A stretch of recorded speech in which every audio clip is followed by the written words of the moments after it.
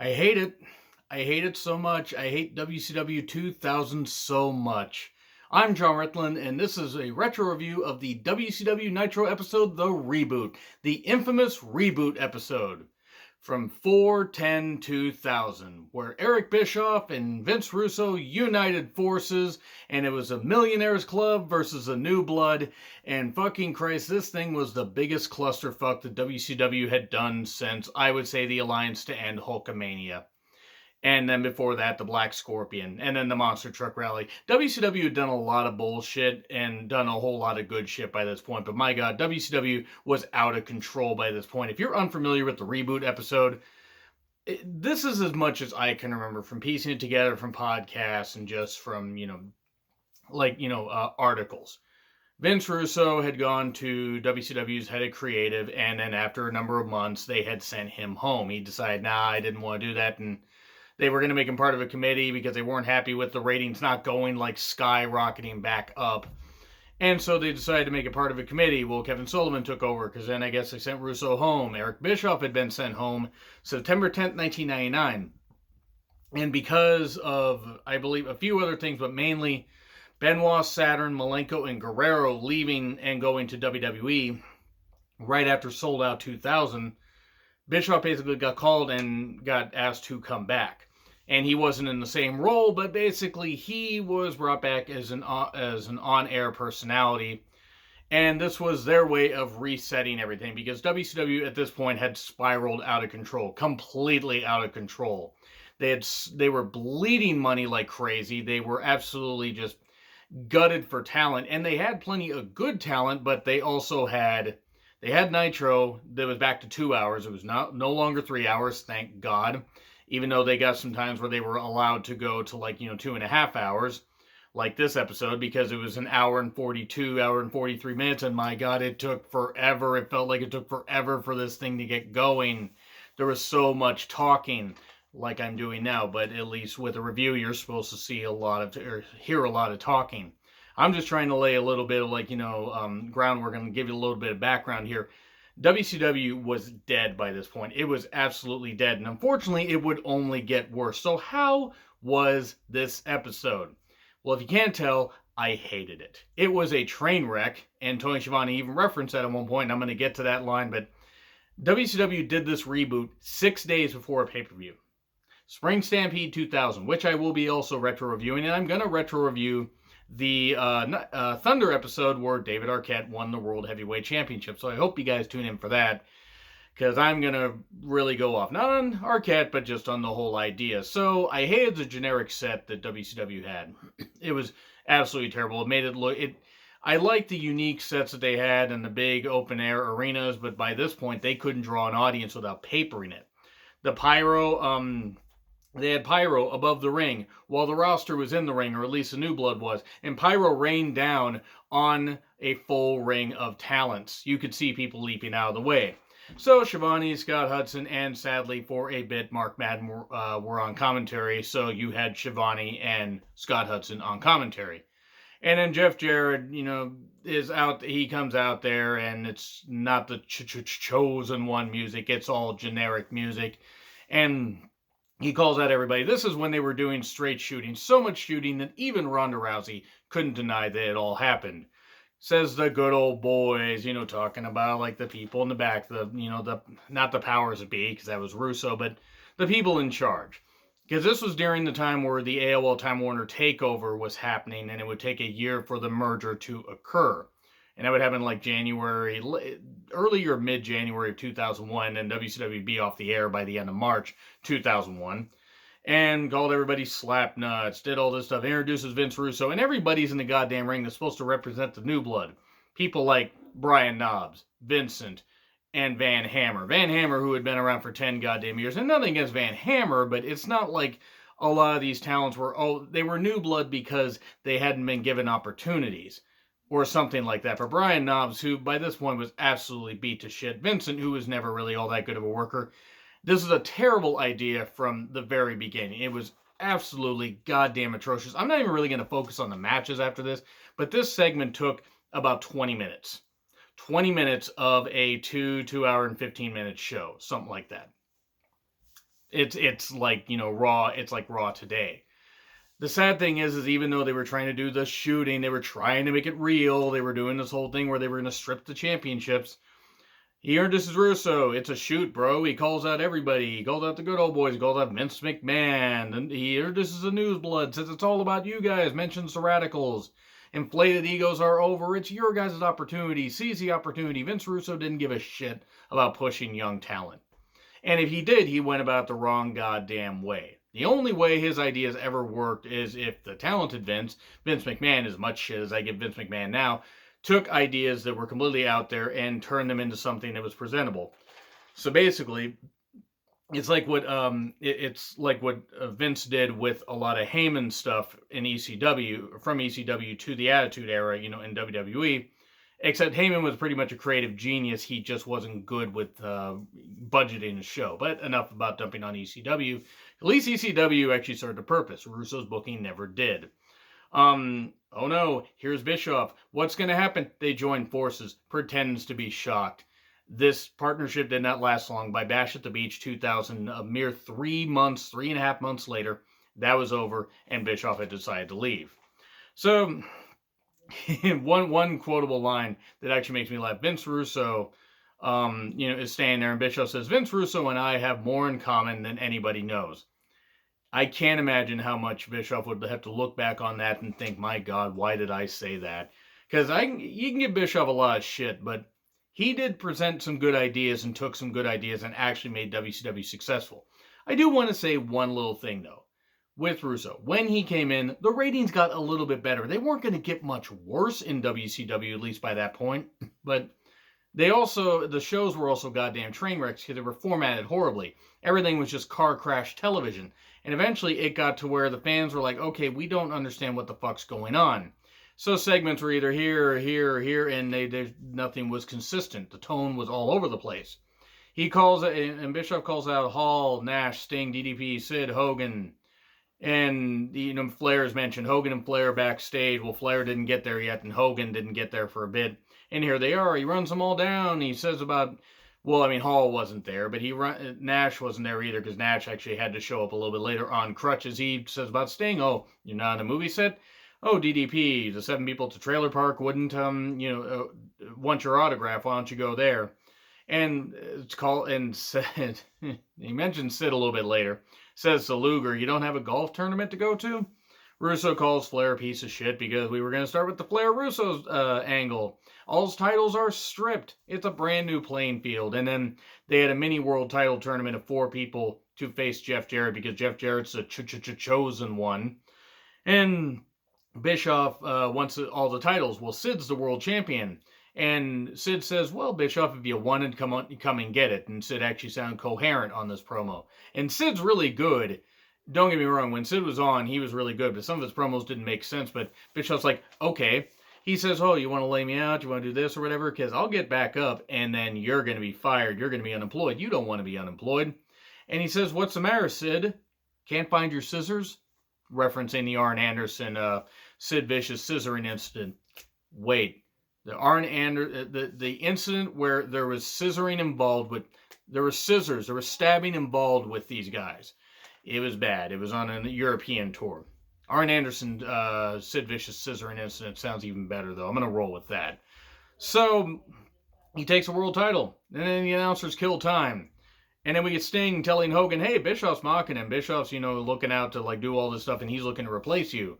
Then Hogan says, oh, you better not be playing with me. I'm going to go out there. We get DDP with Kimberly versus Luger with Elizabeth. Tournament match. And they kill the pyro. They kill the entrance music and the pyro halfway through each of these guys' entrances. It's the only time they did that, though. At least on this show. They might have done it on Thunder. I'm probably not going to watch. I'm not going to watch every episode of Thunder. I'm not going to watch every episode of Nitro for the rest of the year. I will watch all the pay-per-views, though, because I hate myself. I don't think I can endure every single 2000 Nitro episode and every single 2000 Thunder episode, but I will cherry pick the ones that are really, really shit, like this one. It was not good. It was not good. Luger, by this point, was juiced to the max and just couldn't wrestle at all. He was never really all that good anyway, but he had points in 88. I would say 80. I would say later 88 when he was feuding with Flair, and especially into 89, 90 when he was U.S. champion.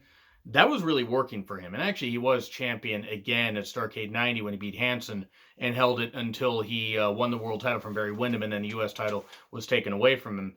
But I digress. This match is terrible. Buff Bagwell comes down. Buff Bagwell, a member of the New Blood. Buff Bagwell, who had been with the company since 1991, 9 years, and he's a member of the New Blood. Now, to be fair, he was only, I think, 30, 31 by this point. I don't know his exact age. Actually, I think he was born in 1970, so he would have been 30 by this point. Or 29, depending on the month. But anyway, enough of that. He gets his pyro, gets all this stuff, does all the pointing thing and stuff like that. But Bagwell looked good, could have a good match with somebody if they could carry him, but was much more of a tag team guy. He was much better in tag teams than he was a singles guy.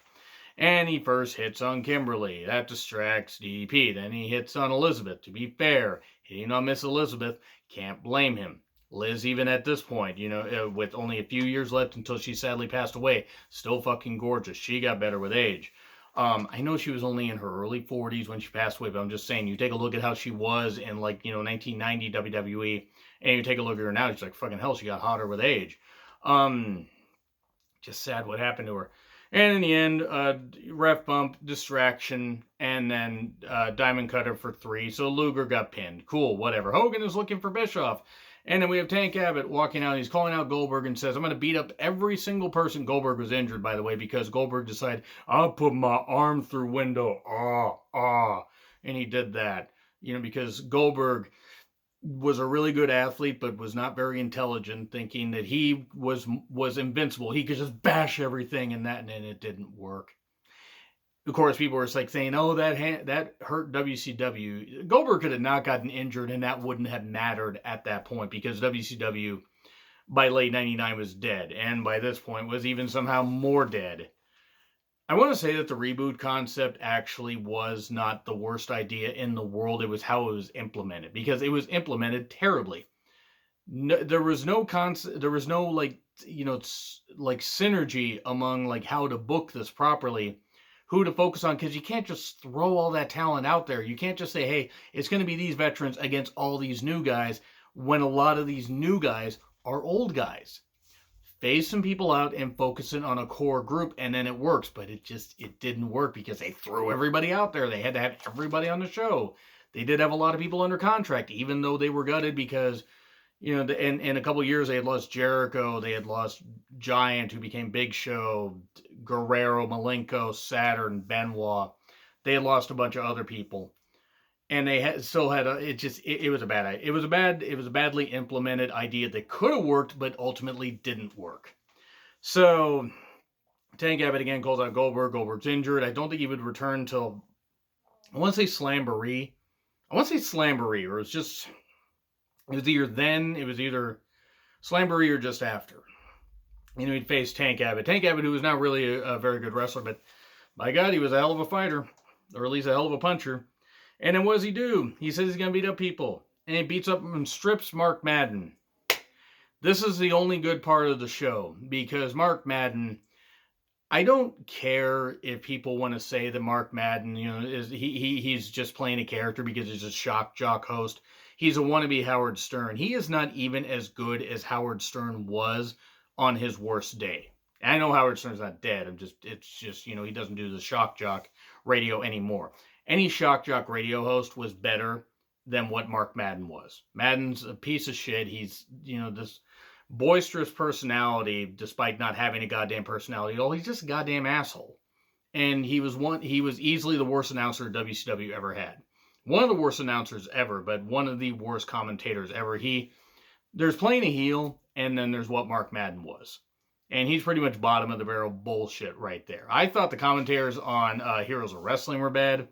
No, Mark Madden was worse, because he actively took away from the show. He wasn't any good. So, and to be fair, I think there were some fans that I think they just cheered Tank Abbott, and they were enjoying watching him beat up Madden. I actually hope that he didn't hammer Mark Madden. Not that Mark Madden would know what to do in a goddamn fight. Abbott had to really take it easy on him, because it probably could have really hurt him. But security's out there. Doug Dillinger and the WCW security kept having to go out there to break up fights, and they always did it about 50 minutes too late. Speaking of 50 minutes, we get pretty far into the show before we get to our second match. Hogan and Bischoff backstage. They go, and then they go into a room and they discuss some stuff. And then Kidman is talking to Tori and says, I got to go out there. He comes out and says he's been held down by the veterans. He calls out Hogan. Apparently, he's been calling out Hogan for the past couple months. Which is funny because I remember watching Super Brawl and I remember watching Uncensored 2000. And I don't recall him calling out Hogan. So maybe he just started doing this shortly after. Maybe they were only doing this on TV. Maybe they just said, hey, he's been calling out Hogan, and they just want to assume that that's been the case. So he says, well, I have two things you don't have, heart and talent. Okay, this is Kidman's best promo, which isn't saying much because Kidman wasn't necessarily known for his promos. He was very good in the ring, and I think a pretty underappreciated talent in WCW and for a part in WWE. And he says, it's time to see if your balls are as big as your bald spot. Okay, that was a pretty good line. Hogan comes out and he tries running him down. And kind of doesn't really do a good job because he seemed really flustered by this. And says, if you focused more on wrestling and less on, that girl you're dating or that skirt. And then Tori Wilson, by the way, because I think they were actually dating at this point. I don't dive into too many people's personal lives, but I believe... Because Tori was dating Kidman, and then she started dating, Mitch from the Spirit Squad, if I remember right. And now she's happily married, or not, whatever. Tori, cool. Nothing against Tori Wilson. They battle a bit. I mean, Kidman gets a little bit of offense, but then Hogan just lays him out, runs him into the post, beating him up a bit. Here's Bischoff with the chair. Oh, he's going to do this. This whole thing of doing the chair shot took forever. It took fucking forever to do it. Where it's like he finally hit him in the head. And it was like one of the lamest chair shots. To be fair, Bischoff didn't want to hurt Hogan. And Hogan at that point, his head was softer. And, he could only leatherize his skin so much. I don't know if leatherize is a word. And plus, he, didn't want to have his brain knocked around too much or he might want to sleep with his daughter. Oh, wait. He already wanted to do that. Because Hogan and another over-tan dumb fuck, Trump, have a lot in common, don't they? They also hate black people. Anyway, I digress. This was a terrible segment. Another terrible. It was Bischoff's. Oh, he's not aligned with Hogan. He's aligned with Hogan, and he screws him over. And then Kidman covers Hogan, and Bischoff counts 1, 2, 3. So Kidman got a visual pinfall over Hogan. And then here's Hogan was also cut open, so he was bleeding the rest of the night. Here's Flair, and Flair's, arriving, and then Hogan's looking for Bischoff, running around the same hallway, seemingly. Because he kept running around the same damn hallway, or at least, a hallway that looked very similar to the other one, like they didn't try to make it look any different. And Flair watches the opening segment. Well, he comes down to the ring, and he cuts down Russo, and then says he can't stand that Flair is legendary, diamonds are forever, so is Ric Flair, and then suddenly... Oh no, Scott Steiner's here to run down everyone, especially Flair. Mentions, hey, who are the champions on Monday Night Raw? Mentioning the competition, they openly mentioned WWF. It was WWF at the time. And then puts fake teeth in, false teeth, to make fun, the stupid, comedy teeth, and makes fun of Flair. And then Shane Douglas attacks Flair. Now, they're like, Shane Douglas doesn't even work here. The backstory, for those that have missed, very briefly, is Shane Douglas left with Benoit and the like, but didn't end up getting a contract with WWE. So he ended up having to basically, get back with WCW or something like that. I remember Douglas explained it at one point. Basically, it didn't work out going back to WWE, so he went back to WCW. He needed a job, and I don't blame him. He didn't want to go back to ECW because Heyman had kind of burned that bridge with him because he owed Douglas a lot of money and didn't pay him. Wow, Heyman not paying people. Anyway, so yeah, that happened. That was a terrible thing. Bret Hart is in the crowd, and then Tony Schiavone sums up the entire show. We have literally had a train wreck every segment, and he is right. Shane Douglas is backstage with Mean Gene Okerlund. Mean Gene's cutting him down. Shane Douglas gets upset, stumbles over his words. See, like I just did there. Here's the thing, though. I'm just an idiot fan. That's all I am. I'm not a professional that is out there on worldwide TV. Worldwide TV. Hi, I'm apparently J.K. Robertson from Time Chasers, that MST3K episode. Anybody remember that? God, Time Chasers was weird. Shane Douglas is a really good promo, but the fact that he was actually going to be aligned with the New Blood, Shane Douglas by this point was about 5 years past what he should have been. Well, 4. Because 96, 97, I guess, and then by 98 he was really beat up. And there were a lot of issues. But he had been wrestling for like a full decade by that point. But the fact that they broken down Shane Douglas was considered part of the New Blood was another reason why this wasn't the best idea. Now, he could cut a promo, he just couldn't really work in the ring. And then we get Sting versus Sid in a tournament match. It was 55 minutes into the show, of an hour and 42-minute show, that we get to the second match. 56 minutes, technically. At first, it was better than the first one, and then Sid was over at least. Sid was always over. Fans loved Sid. The Wall comes down, and with a table, after a few minutes of action, the Wall, terrible, terrible worker. Couldn't do anything. Could do a choke slam. That's about it. There's a ref bump. Chair shot to Sid when he picked him up for the powerbomb. Well, he picked up Sting for the powerbombed him. It looked like the Wall was supposed to hit Sid when he did the powerbomb, but he did not do the thing. He takes Sid outside, choke slams him, lifts him about that far off the ground. It's a good thing Sid was such a good athlete. It's not that the Wall sucked. He just wasn't very good. And, oh boy, we get Sting wins by countout. Despite the fact the referee probably looked, Sid's through a table. Maybe, you know what, I can't call what I don't see. Sting wins. And then Flair comes out and calls out Douglas and Russo. Okay. There we go. Says he'll face Douglas later tonight. Hogan tosses a couch. And then when they come back, he tosses Shannon Moore and Gregory Helms, or Shane Helms, Sugar Shane Helms. I think he was Shane Helms. By this point, I mixed up the names because WCW at this point is like a goddamn fever dream. Tosses them into a garage door. The Ready to Rumble premiere. Why did Ready to Rumble ever happen? Remember that? Remember Ready to Rumble? Not the boxing game. Remember that? Remember the WCW movie? I'm sorry if you do. It was. Now, to be fair, WCW got a movie made about their promotion, and it was pretty damn good publicity. Too bad the movie wasn't all that good. They show footage of Arquette hitting Jarrett with a guitar, which is unfortunately not the only time they would include Arquette in an in-ring product. And nothing against Arquette. I'm just going to say it briefly. Got nothing against Arquette. Passionate fan. Great. But they botched that whole thing.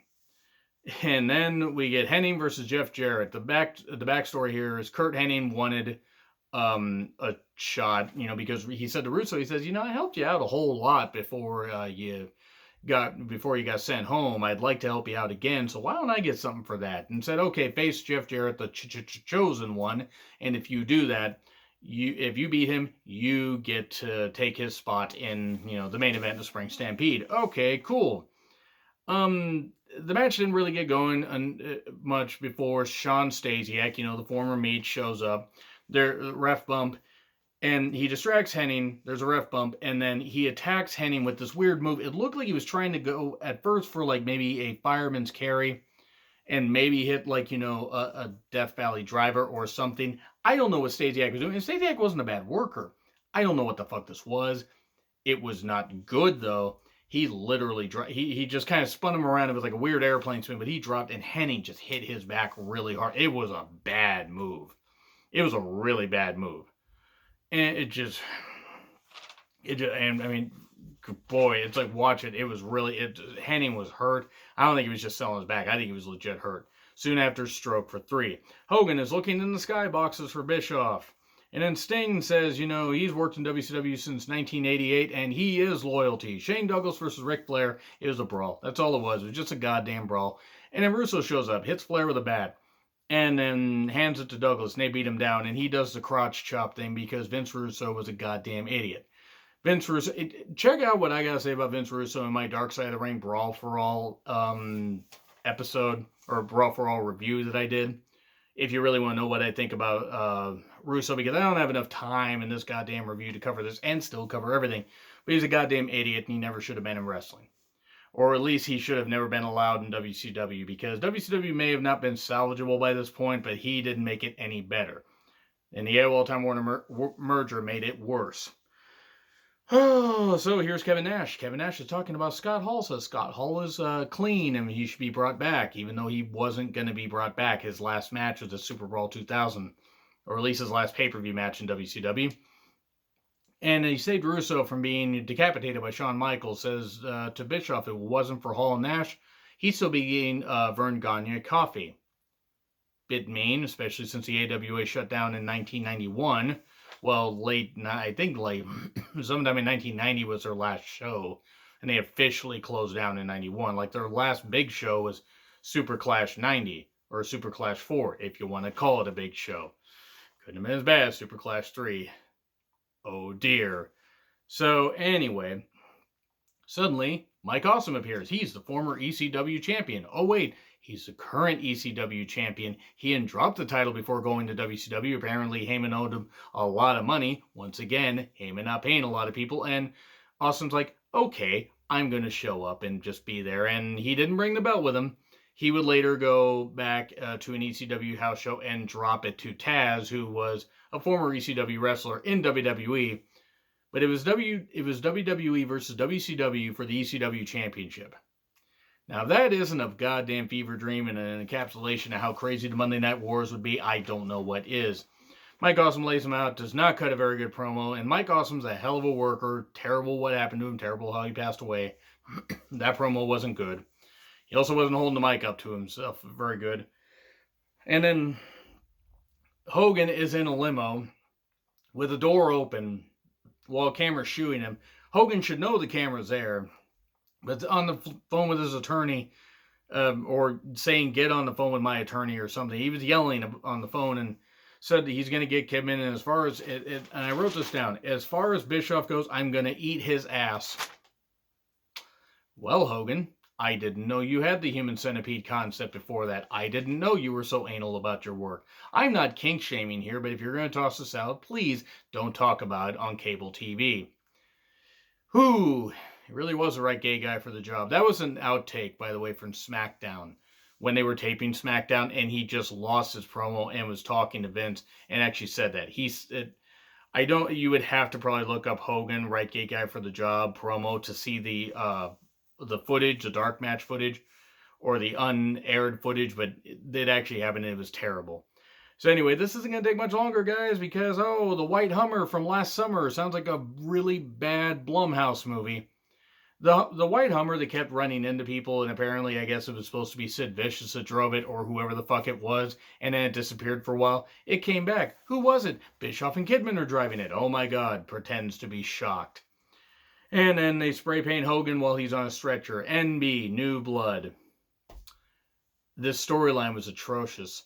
And then we get DDP versus Sting. Winner faces Jeff Jarrett of Spring Stampede. Jarrett on commentary. Who was annoying? Jeff Jarrett, who was a main eventer. Good thing WCW is the only company that made him a main eventer. Oh, wait. About that. Impact. TNA shouldn't have done that. They shouldn't have done. I mean, it was Jarrett's company at that point. Well, anyway, this one had more clusterfuck stuff. Vampiro comes out and lays out Sting with the nail in the coffin. They were the brothers in paint. No more. The Human Torch match. I just remembered the Human Torch match is happening in Slamboree 2000. Why do I do this to myself? I will endure for you guys, and I will also love to torture myself with bad wrestling. Diamond Cutter pins Sting. And then guitar to Kimberly. Kimberly gained some wood right all over her face. Kimberly Page, by the way, a goddamn gorgeous woman. Credit to her for taking that guitar shot. And then DDP tries to run him off while Jarrett runs, and then he carries Kimberly to the back, and then Jarrett goes back out. And then DDP comes out and brawls with him. And then Scott Steiner's here, and then more people come in. And everybody's all out, everybody's brawling, the New Blood, the Millionaires Club, everybody's brawling, and then Bischoff and Russo are shaking hands and all that stuff, and here's Bret Hart just staying there. Bret Hart, by the way, who was not wrestling anymore because of all the concussions and stuff like that, and he's like, I'm just going to look at you guys. Bret Hart, who was still getting paid, by the way, like 2.75 million a year, and he was worth every goddamn penny. They just never did anything with him because WCW was, again, run by fucking idiots. That is the end of the show. I can't believe that I got 30 minutes out of this, probably because it's a goddamn train wreck. If you have not seen this Reboot episode and you are familiar with WCW, please watch it. You're going to hate yourself, but you know what? It's so bad. I'm never going to complain that WWE has done, or WWE doesn't format their shows anymore, because I forgot just how atrocious WCW 2000 is. And they had some talent. But anyway, agree, disagree with what I said. Like, share, subscribe, Twitter handle in the description. I'm John Ritlin. I'll see you soon.